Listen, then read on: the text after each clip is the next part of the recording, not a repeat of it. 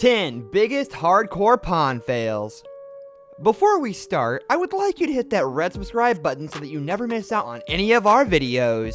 Hey guys, what's up? Welcome back to Film Title. Hardcore Pawn follows the Gold family, who work at their own American Jewelry and Loan. However, the family is well known for being controversial. They take off their shirts, they snatch weaves, and they kick, bite, and swear. Their pawn shop, American Jewelry and Loan, is the Jerry Springer of reality TV. Because Jerry Springer isn't really reality TV. From stealing sibling rivalry to Dr. Kevorkian's Deathmobile, this family puts their dysfunction on primetime TV for the world to see. A manager fired.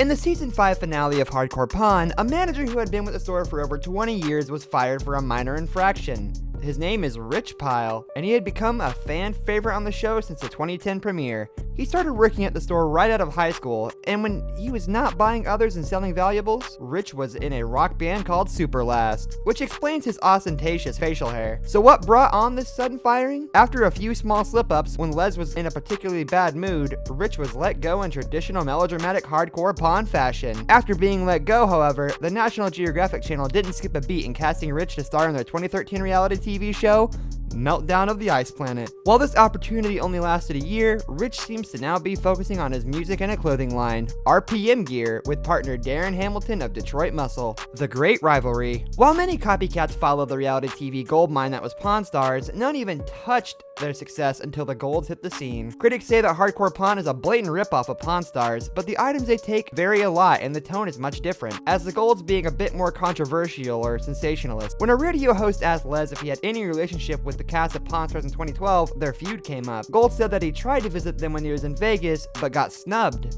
"We went there once, called them, saying that we were coming, and they never waited for us," Gold said with disdain. "I think they're scared of us. We're badder than they are, and more fit." The Deathmobile. Dr. Jack Kevorkian, also known as Dr. Death, is infamous for his role as an advocate for doctor-assisted suicide in the 90s. He carried out an estimated 130 assisted suicides with his medically equipped white 1968 Volkswagen microbus. The van no longer runs and is heavily worn and rusted out. However, the odometer reads at 18,732 miles. Some paperwork found inside the van shows that Kevorkian sold the car to a Volkswagen parts yard for $150 in 1997. Les Gold & Co. bought Kevorkian's Deathmobile for considerably more, $20,000 from an undisclosed local businessman. Racist. Les and his grown children have the nasty habit of insulting difficult customers based on their looks, weight, age, and race. Race has been a particular problem, with the show being criticized for going out of its way to make fun of black customers who show any difficulty, coaching them, or manipulating the footage in order to make them seem more absurd and stereotypical. Such issues play into the racial politics of Detroit,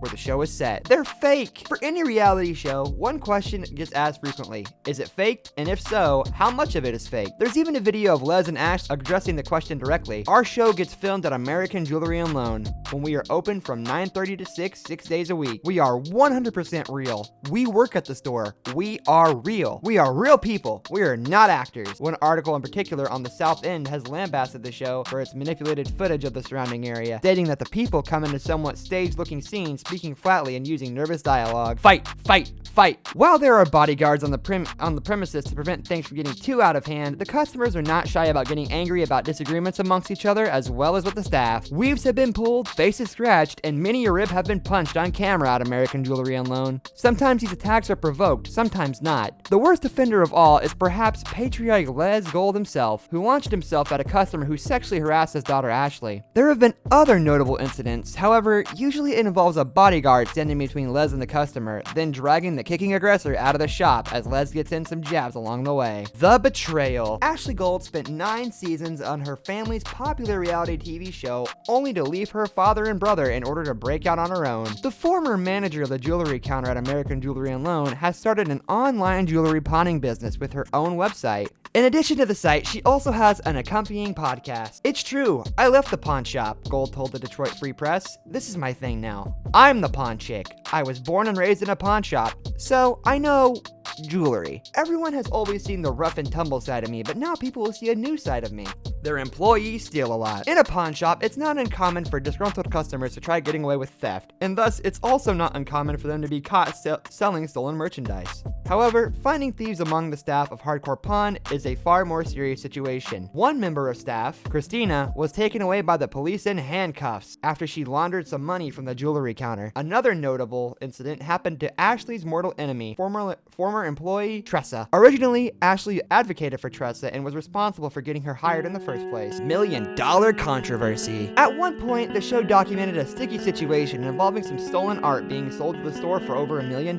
Luckily, before Les closed the deal, the real owner of the art called in and clarified what exactly had happened. The story goes that Tony and Dina, the people trying to sell the art behind the back of the original owner, had claimed that Les was a family friend of theirs and could get them a good deal on the art. This was untrue. They had never met prior to this transaction. Last but not least, a death. Officers at the scene say they had been responding to a 3:30 a.m. 911 call only to find David Kapuscinski attacking his girlfriend. When they warned him, Kapuscinski still refused to comply and was tasered twice. He died as a result. Concern was raised to Kapuscinski's mental stability after a video of him attempting to intimidate Seth Gold on Hardcore Pawn surfaced from 2 years earlier. Kapuscinski's girlfriend, who wished to remain nameless, says that she and her children loved him and that there were no previous incidents of domestic violence. In fact, she claimed that her boyfriend of 6 months had been loving and supported her emotionally and financially so that she could go back to college. This brings us to the end of our video. We hope you enjoyed it. Hit like if you did, and don't forget to subscribe to our channel so that you don't miss any of our videos in the future.